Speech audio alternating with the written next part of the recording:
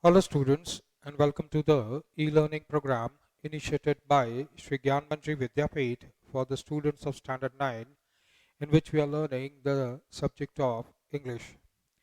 Students, from the previous lecture we started with a new chapter from Moments, which is a supplementary reader.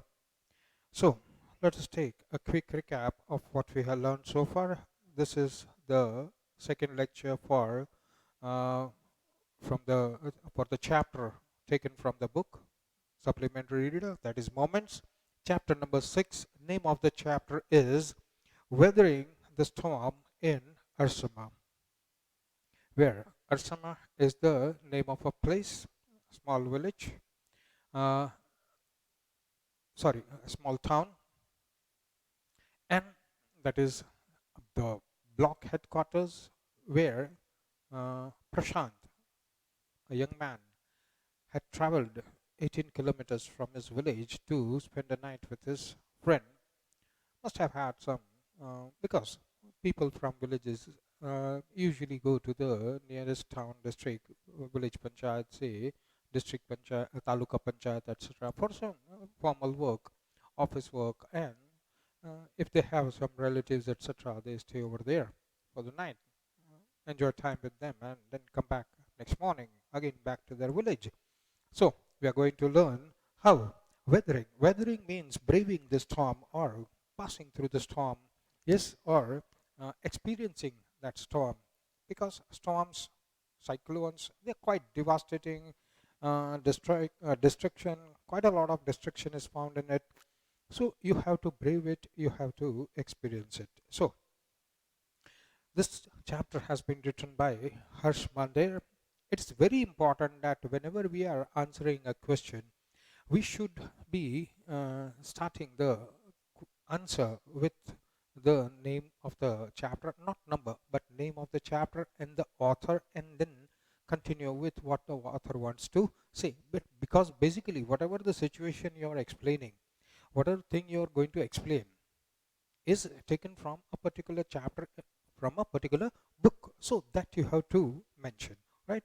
It not only increases the length of the answer by 1 or 1.5 line, but it also tells the examiner or the person who is checking that yes, this student knows from which chapter this question pertains to, who is the author of the chapter, because when we come to the year end exam you will have the complete syllabus, right? So you should be able to remember the names of all the chapters, 21 chapters, whether it is the main book or the supplementary reader, and names of all the authors. Same thing it goes for poems. You should be able to remember exactly which poetry you have studied, what is the name of the poem, and who is the poet of that poem.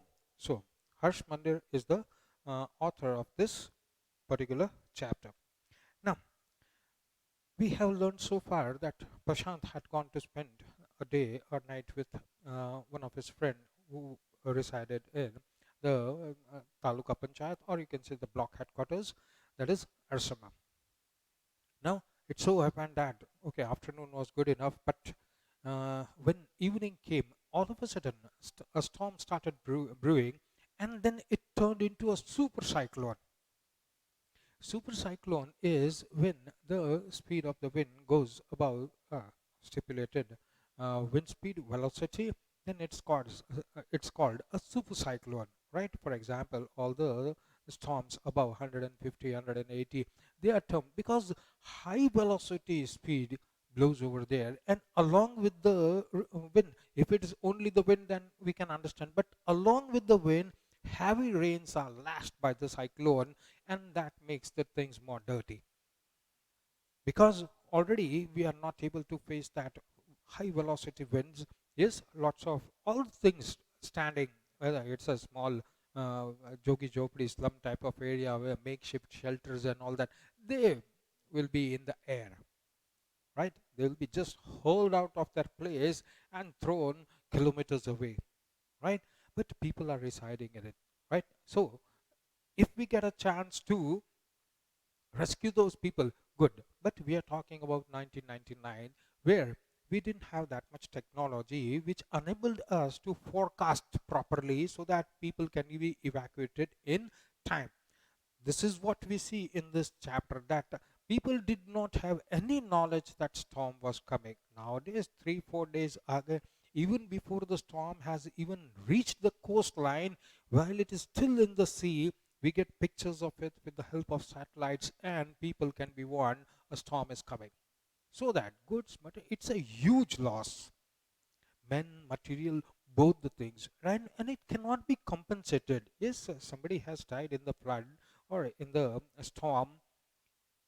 The It's not the value that the family has lost. The family has lost a very, very important person. Even if that is a small child, it's very dear and very important for that family. And if there is a loss in the family, the governments, they do compensate with money, but that money is not the real value of that person, right? So if we are able to save each and every soul, each and every person, that's a very good thing. But here we see Prashant stuck up because the storm started, and in that same night, within that evening and night, the flood level reached so much that it entered his friend's house, and whole of the ground floor was neck deep waters, and they had to stay in that way throughout the night because they cannot go to the roof because high velocity wind is blowing and it will just make them off balance on the roof, or they might even fall in the flood water, and just they might be blown away from the rooftop with that high velocity wind of 350 kilometers per hour. They can hear the sound of the wind outside and they cannot dare to come out of their house even when they are neck deep in the water. So whole of the night they spent over there. In the morning, they understand that the wind velocity has come down, not that much, but now it is not that much fearful, right? And they have to come out of the water. So when they reach the roof, Prashant, in the morning light, first light of the morning, he saw the destruction with his own eyes, which he had never seen entirely in his complete life. Yes, everywhere there was thick, muddy brown water swirling here and there and destroying whatever was on its way, whether it is a tall standing tree, old tree. The ancient word is used over here for old trees. Yes, they had been standing for 30, 40, 50, 60, 70 years. Yeah, they have been uprooted from the ground, and you can see hardly one or two branches on the top. Rest of the tree is underwater, fallen down on the ground. Not one single structure is standing. Till the eyes can see, there is water everywhere, and on top of that, still rain is still going on, wind is still lashing, and they have a small bit of corner where whole of the family is cuddled together. Yes, and trees have fallen on their house also, but instead, it has damaged the house, but then it came as a blessing also, because both the trees that had fallen on the house and damaged part of the roof and the house walls, they were coconut trees. So the coconuts were just near. You can stretch your hand and pluck out a coconut, because literally they did not have any time to prepare food that can survive them for 2 3 days. They didn't have water also, because whatever water food they had stored, now it was all in that dirty flood water. So those coconut trees fallen on their house came as a blessing, and they at least could survive few days by drinking and eating the coconuts, yes, tender coconuts. Now, in that rain, this young man was crying. He was crying because he is at least safe on the top of the roof over here. Yes, God knows if the house remains wet for all these days, and suddenly there is again a gush of that flood water. Flash flood again happens, and with that force, the house may tumble, and God knows what happens. But right now, he is safe. And looking all over the neighborhood, that small village, or that part he was of the town, he can see most of the houses were broken. Whereas he is coming from a village, that village will have all the kacha houses. Very few houses in the village will be a pakka house or cemented house. Here he can see those cemented house also, most of them were broken. And he can just imagine what would have happened in his village. He was crying because he was safe, but was his family safe? He didn't know about that. So we stopped over there last time, so we'll continue over here. The only thought that flashed through his mind was whether his family had survived the fury of the super cyclone. Was he to be bereaved once again? We all, from the story, we know that he has already lost his mother 7 years ago. He's a young man, maybe 20 years of age. But then, 7 years ago, that means when he was a child, 12, 13 years ago, when he was 12, 13 years, then he had lost his mother. Now, he's crying furiously because he doesn't know anything about his village. He's very much depressed by the single thought whether he will see his family safe or not. Will he ever see his family again or not? The flood has come all of a sudden. All the family members are in the house because of the storm. Maybe it's a kacha house, pakka house. We are not told those things right now. But then we do know that in such circumstances, the house will be destroyed and the family members might be taken away by the flood waters. He doesn't know how many of them will survive.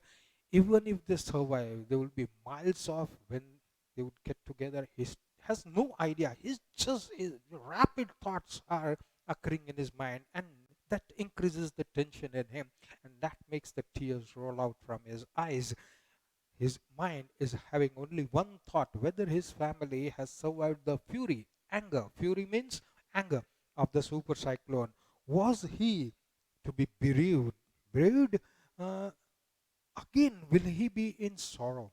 Bereaved of his once again, he will again be in his sorrow. He already has lots of sorrow. He lost his mother when he was still young. He understands the difficulty of a small child, 12, 13 years of age, losing his mother. And rest of the family is there, right? But he has lost his own mother. Same way, other family members. What happens if they have died in the storm, in this super cyclone? He will be again bereaved from his family. Again, members of his family will be taken away. He is safe. He is alive. But will be that a fate, a positive one or a negative one? He doesn't know that. So, same as the storm, the super cyclone, it has this fury. Same way in this young man's mind, in this young man's heart, there is a fury rising. That will this super cyclone take away my members, separate me from the members of my family? Will I ever see their face again? So, that is what these thoughts are going on in the mind of that young man.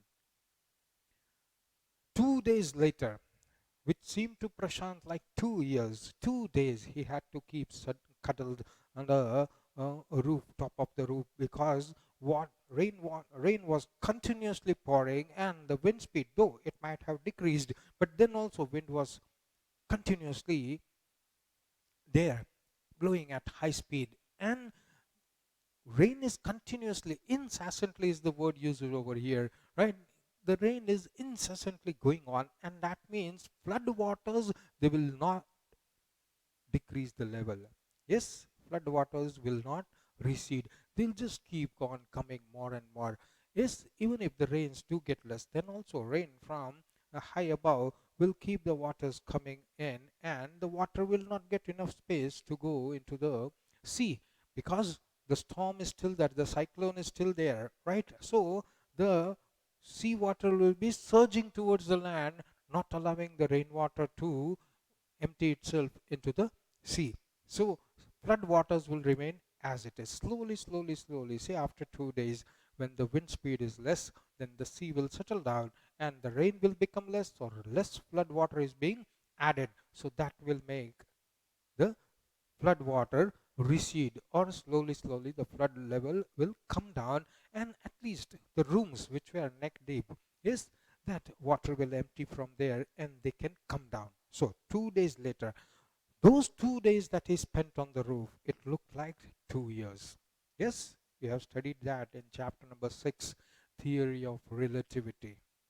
Yes, if somebody is sitting with the girlfriend, then 2 hours will look like 2 minutes. But if that same person is sitting on a gas stove, then 2 minutes will seem like 2 years, right? Because so that is theory of relativity that was explained to us in very very cute way. So same thing happens over here. 2 days seem like 2 years because nothing to do, just cuddle, settle, shivering with cold, the rain, and not having much food to eat, no water, and on above that the thoughts of the family, right? So 2 days, horrifying 2 days, terrorizing 2 days he spent, and it looked like 2 years. The rain ceased. Now we have good news. The rain ceased. That means the rain stopped. Ceased, stopped. So now the rain stopped. That means more flood water will not be added. And whatever flood water has accumulated over there, it will find space to go into the sea or down the slope, so that that area will be clean, not clean, but then when the flood water recedes, at least you can go down to your house, because now flood water is not there that much, and the flood water, whatever has gathered, you have to empty it from the house, and at least you have your feet on the ground. So the rain ceased, and the rainwater slowly began to recede, go away, and the level comes down. Prashant was determined to seek out his family without further delay. Now he can see the flood waters are not that much. Slowly, slowly they are going away. Still, there is somewhere 1 foot, or somewhere 2 feet of water. Somewhere it is knee deep, somewhere it is ankle deep. Whatever the condition is, he has to find his family. Determined, made a strong mind. That is called determined. Prashant was now, he was making up a strong mind to seek mean to search out his family without further delay. Now, earlier the flood water was neck deep or somewhere even more than that, right? You can't swim all the way back to your home, right? And you don't know where you are swimming, where the water will take you.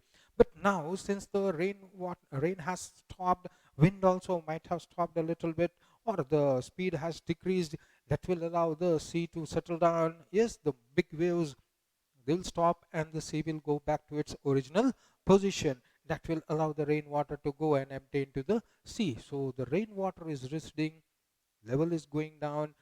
Still, lots of holes will be filled up. The rainwater will still be there, yes, accumulated. But now the level is not that much. You can wade your way, yes, even if it is knee deep. Somewhere it might be waist deep, right? So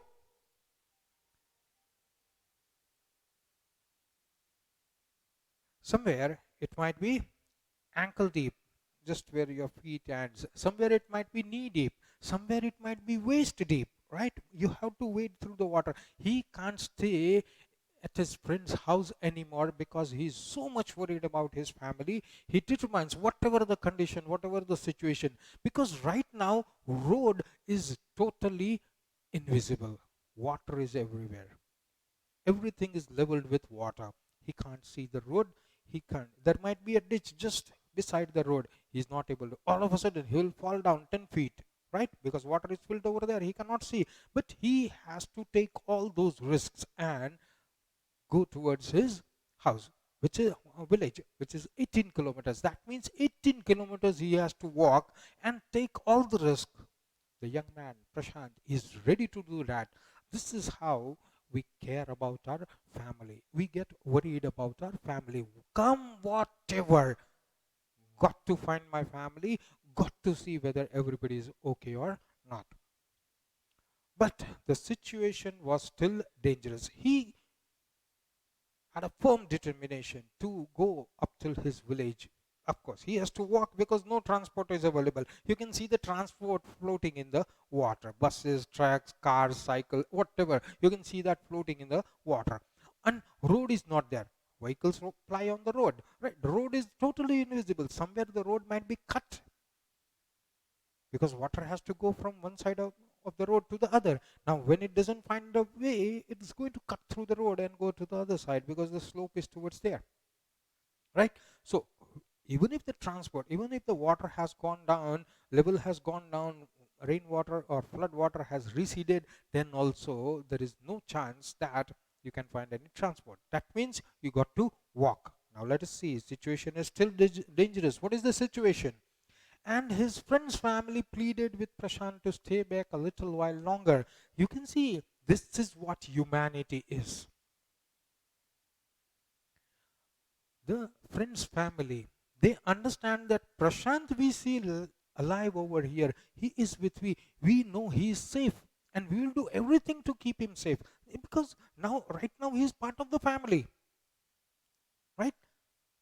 He also needs food and water, he also needs shelter. We'll do everything to keep him safe. We cannot allow him to go. After all, uh, my son's friend, father is going to say that, mother is going to say that, the elders who are there, other family members, they are pleading him, pleading, begging him not to go out. You just see the condition over there, you can't see the road, where are you going to go?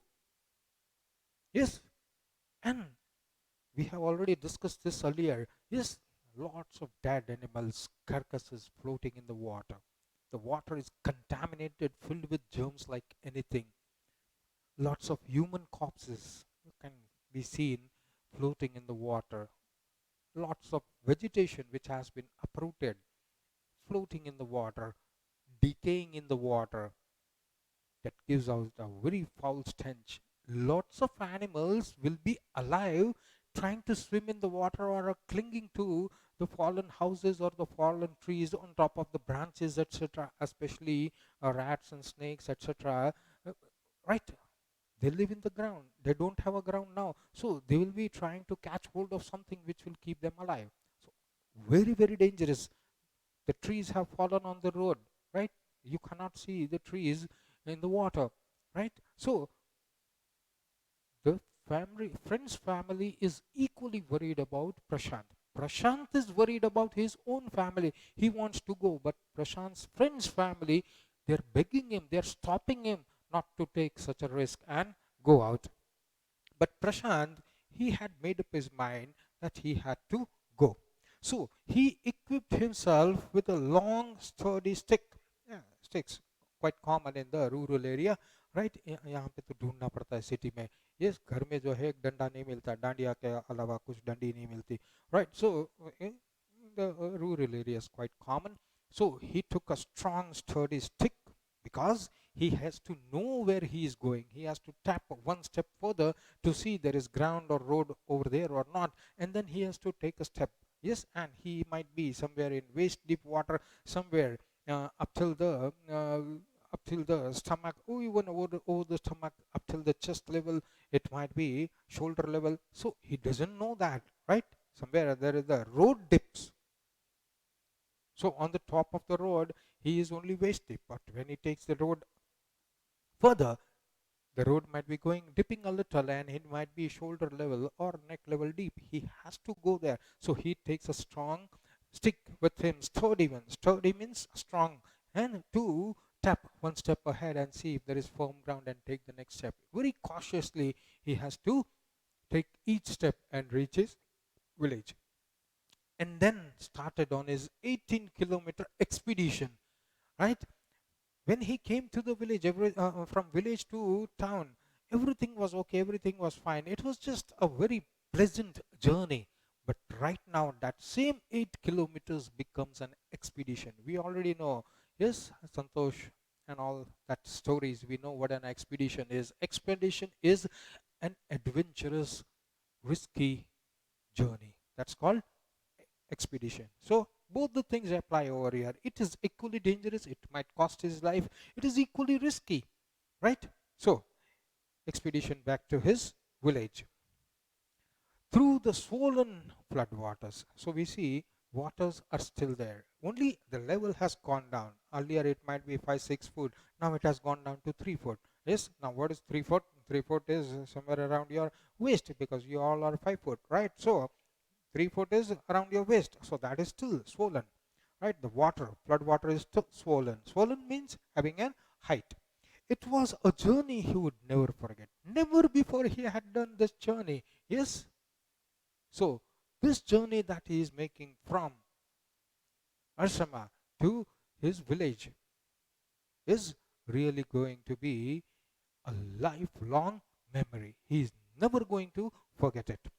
He constantly had to use his stick to locate the road and to determine whether the water was where the water was most shallow. That is what we just discussed. Yes, each and every step he has to take after knocking properly on the ground, feeling the ground with the stick because he cannot see the ground. Yes, so he has to feel and tap everywhere in front of him that the road is still going on. Somewhere the road plunges down, right? So sometimes he is waist deep, sometimes he is just knee deep, sometimes he is shoulder deep in the water and see, find which is the most shallow route to. Now these villages, they keep on flying from their village to the nearest town, village, nearest town or city. So they know the road. Yes, you also, you come to school every day, you know the road. Yes, you exactly know this is the road.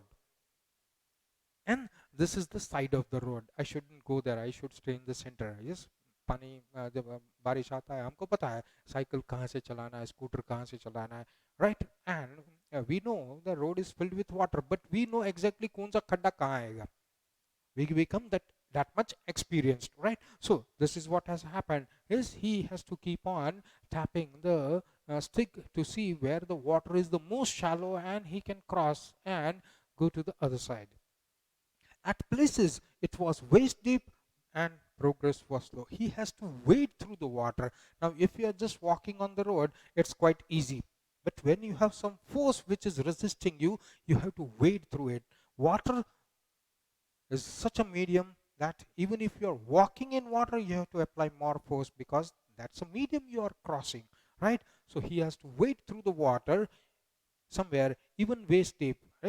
Might be that the water has receded, so it is not shoulder deep, but then he has to wade his way everywhere. He has to find his way. Lots of things still on the road. So the thorns are there, small twigs, small trees have fallen down. So he has to find a way to go around that tree or bush and go to the other side of the road.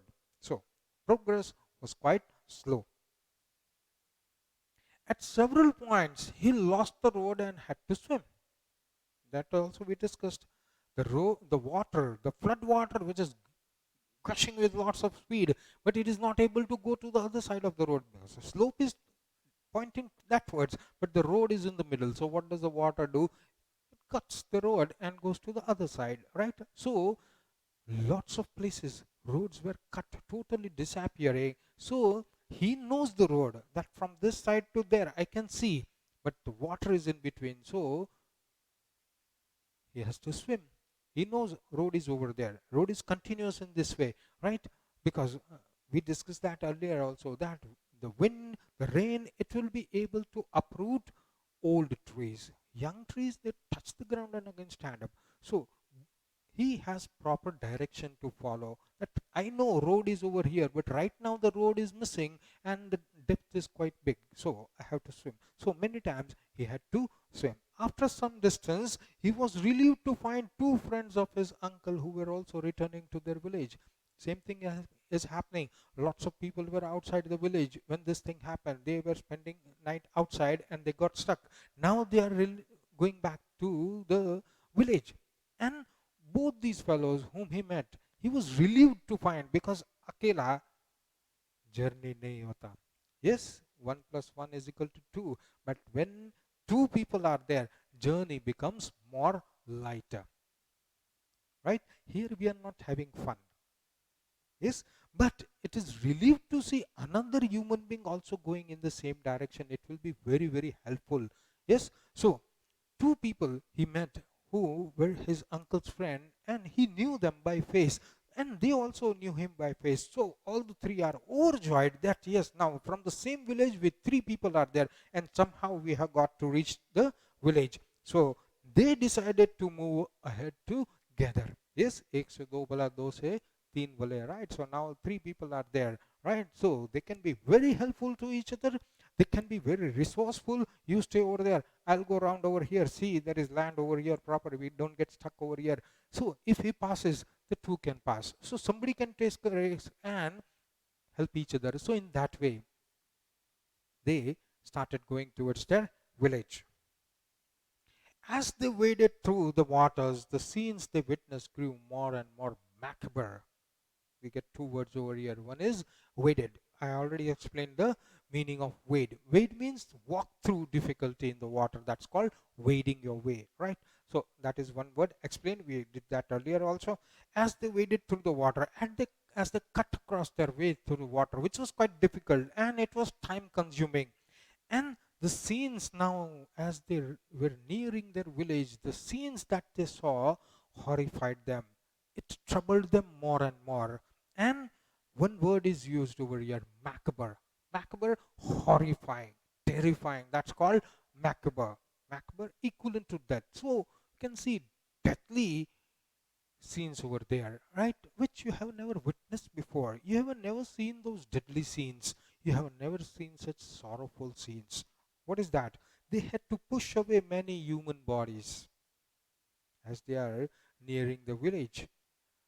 Now they are still far away from their village. They are not that much near, but they have to push away human bodies which are in the way, right? They might have been carried by the flood waters from some another village, from some another town, somewhere up, because there is a slope this way. Then only these bodies got carried away to over here. But just imagine you have to push dead bodies of human beings, men, women, children, the dead bodies floating, and they are in your way. Why do we have to push them? Why do these three people have to push them? Because they are in the way. Otherwise, these three people wouldn't even touch them, right? Because they are already dead. They are filled with sorrow. They are filled with sadness, but they can't do anything. It's the fury of nature which was working right now. But now the problem is that these dead bodies, these corpses, human corpses, are on their way. If they don't push them aside, they cannot go further. So they had to push away many human bodies, men, women, children, and carcasses of dogs, goats, and cattle that the current swept them against them as they moved ahead. So as they were moving ahead, that rainwater was still trying to reach the coast area and meet the sea. So it was sweeping past them, and that sweeping brought these dead bodies again and again. So if they want to go ahead, they had to push aside and make more clearance for those dead bodies to go ahead so that they can go ahead. It was not only the human corpses, men, women, and children. It was even all the domesticated animals. Wild animals? No, we are talking about domesticated animals because this is a rural area. Each and every household is going to have cows, buffaloes. Yes, they are going to have goats and hens and all the type of domesticated birds and animals that they keep at home. Now, here is a very sad part. When in such a cyclone storm, usually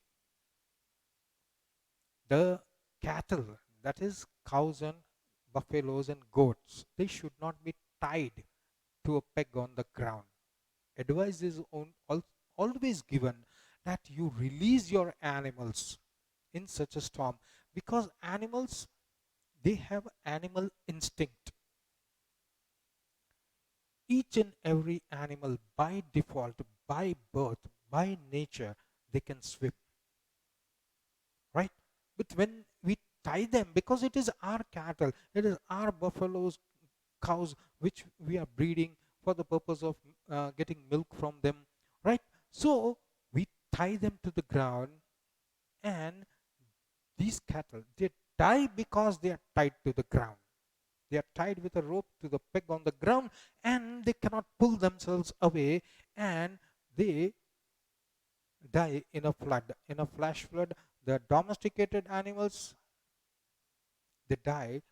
Most reason is because they are tied to the peg on the ground. They are not released, right? So These are small, small things we should remember. Now the cattle is floating, dogs and cats and cows and buffaloes and goats and lot many domesticated animals. Their carcasses is floating, and that also they have to push aside so that they can go ahead, move ahead. In every village they passed, 18 kilometers, numerous villages. Villages, we know in our country, village means a village. Now, there is not a fixed number, right? For a village, to qualify as a village, there is no fixed number. Hamlet, okay. Hamlock is, say, Hamlet or Hamlock, what? 5, 6, Jugi Jopdi, that is a small hemlock, right?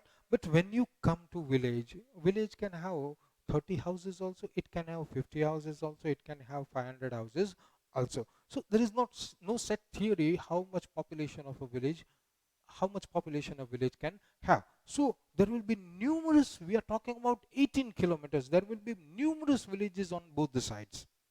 Whichever village they passed, they saw nothing standing, everything erased from the ground. Barely see a house standing. That is what I mean. They could barely see a house standing. Barely, hardly. Hardly means no. Might be. अब 500 घर में से 4 घर खड़े हैं, right? So it's of no use, and that must also be half broken down with the force of the wind and the flood waters. So all the villages that they passed, they could hardly see, barely see any structure standing straight. Prashant now wept out loud and long, seeing that he has not even reached his village. Before his village, he knows each and every village that passes the way from his village to the block headquarters. He knows each and every village. He might be knowing many people in those villages. He knows the complete map of those villages. Might have gone because he has some work or another. But today he sees everything erased to the ground, everything removed, everything totally tumbled, crumbled to the ground. He cannot see any structure standing, and there is nobody to tell whether how many people lived over here and how many people are alive and how many people dead. If this is the situation in this village, what will happen when he will reach his village? That means the village will be a total disaster. It will have been destroyed completely, and there is no hope he will find any of his family members, neighbors, any of them alive. And now he is not able to. You see, he already has been working very hard to cross that 18 kilometers. In that, he has to push aside lots of corpses of human beings, lots of carcasses of dead animals, and all the villages. He doesn't meet anyone. He doesn't see anyone alive. Even if they are on the rooftops, right, waving at them. Somebody is on a a tree which is still standing. People are hanging everywhere, right, clinging to life and death. Maybe that's what he saw, and that made him cry out loud. Now he cannot suppress that sorrow anymore. He cannot suppress more than sorrow. It's that fright. Until he doesn't see or recognize one face of his family, that fright isn't going to be in. That fright makes him cry loud. Until now he was weeping. Now he cannot stay put. He cannot just close down all the gates of his emotions and feelings. He cannot just cluster all of that and put them aside deep down his heart and forget everything. No, here he is not able to sustain, he is not able to contain that sorrow and sadness in him, the fright in him, and that makes him cry out louder. Now he is crying out loud, and he is crying out loud and long. That's a wail. Yes, he was sure that his family could not have survived this catastrophe. Yes, catastrophe means complete disaster. What is the meaning of catastrophe? Complete disaster. Looking at what he's seeing, even before his village approached, rest of the village is in the road. Nobody is alive, or maybe hardly few are alive, right? Seeing at the scenery in front of him, that dreadful scenery in front of him, his heart tells him that what is going to be the situation of his family, what is going to be the situation of his village. His family will be totally not found, would be dead. It doesn't know. But now he worries a lot about his family, and he thinks he's never able to see a single face in his family ever again. Yes, because there is no chance. They didn't have time.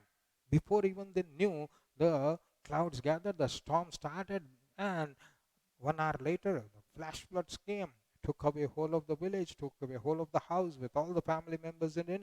There is no reason to believe, no logic to believe that anybody can be alive. It's going to be a catastrophe. It's going to be a total destruction that he has to see when he reaches his village. This much he already has in mind. He's prepared for that, that I have to face this difficulty. Eventually, Prashant reached his village. So, we also find a sense of relief that yes, Prashant has reached his village. Now, let us see what is the scene at the village. What is the name of the village? You got to write in your answer. Kalikuda. He was in Arsama. From Arsama, 18 kilometers he walked and reached his village, Kalikuda, the name of his village. His heart went cold. He had expected that. And then also, somewhere there was a hope. Yes, I'll see. Right? But when he reached his village, what he saw in front of him, his heart went cold. उसका heart ठंडा पड़ गया. No, that's not the meaning. That's a phrase used over here. Heart went cold because he was not able to believe. He was right now in a total state of shock. He was not even able to feel the heartbeat. That is the meaning of heart going cold. That means all over the body. His body totally went cold. And heart is in the body, so the heart is also become cold. Cold here means that even if he missed a heartbeat, he wouldn't know. He even did not know whether his heart is beating or not. Right? He was in a total state of shock. Where their home once stood, there were only remnants of its roof. Now the water had receded, right? But the complete house was missing. Only remnants, remains of the roof. Roof was on the ground. क्योंकि roof ऊपर होता है, पानी नीचे से house लेके चला जाता है, roof उधर बैठ जाता है, right? The stones, bricks, they will crumble and that will make the house fall. So remains of the roof only were seen. House was missing. If the house is missing, where would be the family members? His heart went cold. Where their home once stood, there were only remnants, remains of its roof. Some of their belongings were caught, mangled and twisted in the branches of trees. He knows each and every clothing of his house, each and every clothing of his family. What all the family members wear. Yes, each one has a different set of clothing. Yes, he knows his bed sheets, he knows his pillow covers, he knows his towels, napkins, he knows all his clothing. You can see all that clothing getting stuck in the nearby trees because trees had fallen, branches were there, those branches caught the clothing. He can see all his household things caught up, mangled, twisted in the nearby tree branches. Twisted in the branches of the tree, just visible above the dark waters. Waters are still dark, as we discussed earlier. Dark brown, chocolate-colored water will be seen where there is heavy flood, right? So, some twigs and branches can be seen above water. Water is already dark. You cannot see anything below it, right? It's not crystal clear water. It's dark, muddy water. Yes, and he can see things belonging to his family lying here and there because they were caught in the water, caught by the trees, branches, twigs, and they were just floating over there in the water, cannot escape. Right? So he saw his household belongings sticking out somewhere from the water, from with the branches, right? And whole of the house is missing, only roof is there, and that also totally crashed, and only remains of the roof was there. So whatever hope he had, he lost over there, and that is why his heart went cold. Young Prashant decided to go to the Red Cross shelter to look for his family. Now, village, nobody is there. The three people that are standing over there is the only three people, the entire village. Nobody can be seen alive because most of the houses they are missing, including Prashant's house that is also missing. Cannot see uh, anyone in the surrounding floodwaters. So assumed that the whole of the village must have wiped out, right? Nobody alive, everybody dead. But hope is what human beings have. So he is not still losing hope, even though something tells him that everybody might be dead. But then something inside tells him, maybe I'll find at least one of them alive. So which is the best place to look? We have Red Cross. Red Cross is an international medical organization that is used for relief medication, that is giving medicines, giving hospital facilities in the times of war or any other circumstances where the country has lost all its support and cannot even give the bare minimum of the medicinal facilities to its people, or where there is no government, nobody to take care of the people. Red Cross is an international organization for medical help. So Red Cross has its center almost everywhere in the world, and even the dumbest of the dumbest country, it knows that Red Cross means relief. So it always allows Red Cross vehicles to pass through it so that the people who are in need of medicine or hospital care, doctor's care, they can be looked after. Yes, so that works on a humanity basis. So in India also there are lots of branches of Red Cross all over, and they do this humanitarian work, especially natural calamities के जो known areas है. Yes, where every time a cyclone strikes, where every time earthquake happens, yes, every time flood comes, they have those areas well marked and they have their centers at high places so that people can run and take shelter over there. Once they come to the Red Cross shelter, what is available over there? Clean blankets, dry clothing, uh, food, water, and most of all, medicines. So these five, six things are assured at a shelter, and they are run by the NGOs also. Many of them are run by the government also, and Red Cross has its own centers and shelters, so that immediately something happens, the most free space with a shelter where safety of the human beings living in that area is concerned, immediately they can move to that shelter. And shelter is always at a high place, and it always has a stock so that it can give the basic needs of the people, cater to the basic needs of the people and help them out. So Prashant's last hope is there is the Red Cross center, but we should remember over here that throughout the coast of Orissa, everywhere you will find Red Cross shelter. जैसी whistle बजी, storm आया, अपना सामान उठाओ सीधा shelter में, right? घर जाएगा, नया बना लेंगे, but people's lives will be saved. So there is still one hope, and that is that Red Cross shelter or Red Cross shelter home, right? So he thinks that there is only one place to look out. If people somehow survived in his village, where will they take shelter? They will take shelter in the Red Cross shelter home, right? They can save themselves from the wind, they can save themselves from the rain, and they will get blankets to keep them warm. The food will be given, warm food will be given, water will be clean, drinking water is available over there. And in the circumstances, many people fall sick, old people, very young children, they have to be taken care. There are pregnant women, yes, injured people might be there. So UD, medicinal help, everything is available in a Red Cross shelter home. That is the last hope. If these people, my family, other villagers, they ran away from here in time, if they were able to do that, where will they go?